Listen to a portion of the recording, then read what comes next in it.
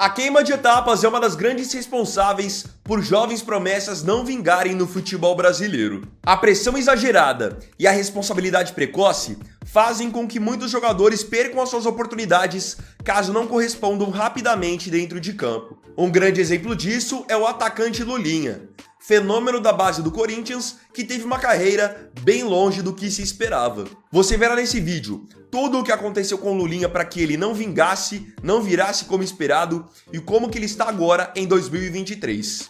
Eu vou mostrar isso para você agora, após a vinheta do futebol brasileiro.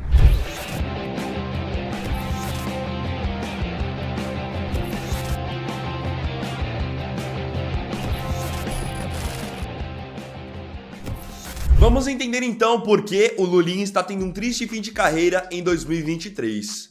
Mas para isso precisamos ir para o início da trajetória dele para que tudo fique mais claro.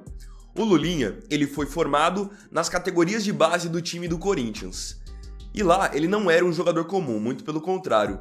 O Lulinha, na base do Corinthians, era craque.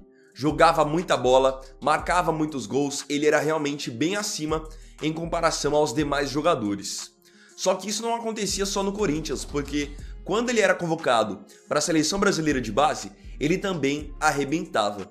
Então o Lulinha foi tratado sempre como uma grande promessa não só do Corinthians, mas de uma maneira geral do futebol brasileiro. E detalhe, até hoje ele é o jogador que mais marcou gols em toda a história das categorias de base do Corinthians. Ele marcou absurdos 297 gols. Isso é um número assim impressionante. E ele apresentava mesmo muito repertório. Então, foi bem na base do Corinthians, foi bem na seleção brasileira. E qual era a expectativa? Qual era o próximo passo? Todo mundo acreditava que ele chegaria no profissional e também arrebentaria. E infelizmente não foi isso que aconteceu com o Lulinha. Ele acabou subindo para o profissional do Corinthians num momento delicado do clube, no ano de 2007, que é o ano em que o Corinthians acaba sendo rebaixado no Campeonato Brasileiro.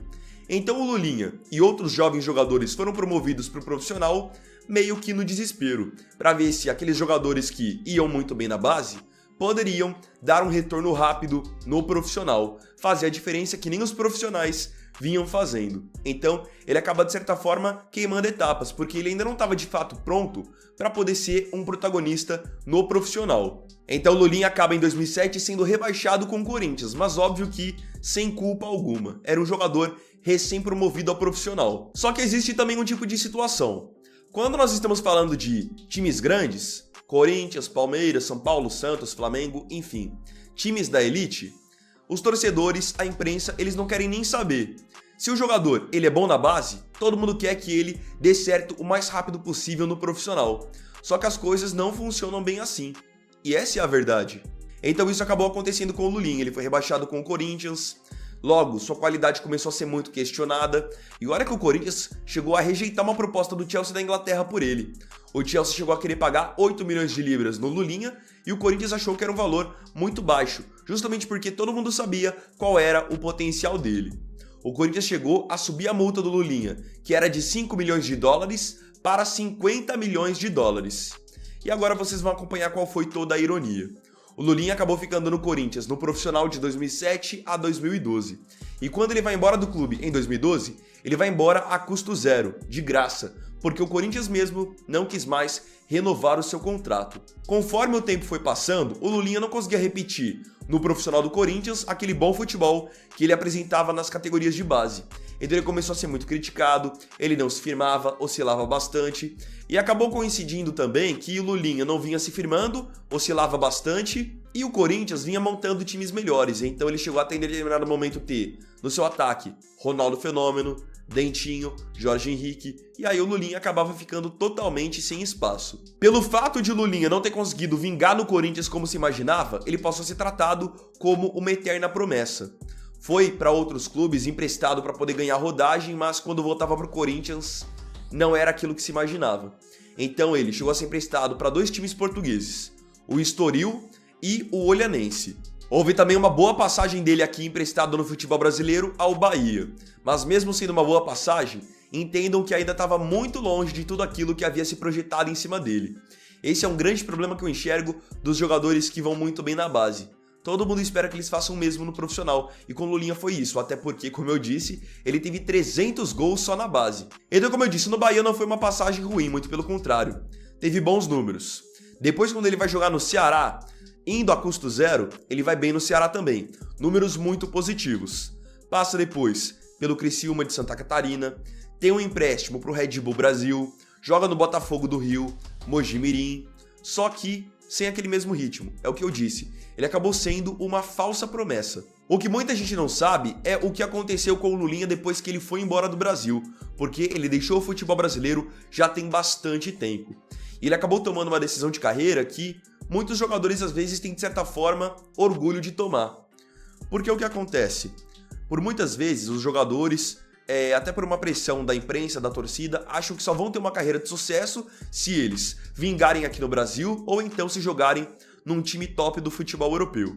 Só que tem muitos jogadores que acabam construindo suas carreiras em mercados alternativos e conseguem se estabelecer muito bem financeiramente, se tornarem ídolos em outros lugares, e acabou sendo essa a escolha de carreira do Lulinha.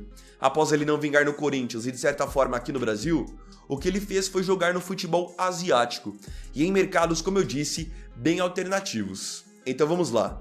Ele jogou primeiro pelo Pohang Steelers, que é um time lá da Coreia do Sul. Depois ele jogou no Sharjah, que aí já é um time mais conhecido porque é um time dos Emirados Árabes. Do Sharjah, ele foi jogar no Chipre. Quem imaginaria que um jogador que já teve proposta do Chelsea ia jogar no Chipre? Então lá ele acabou defendendo o Paphos. Depois do Paphos, ele foi jogar no futebol japonês, onde defendeu duas equipes.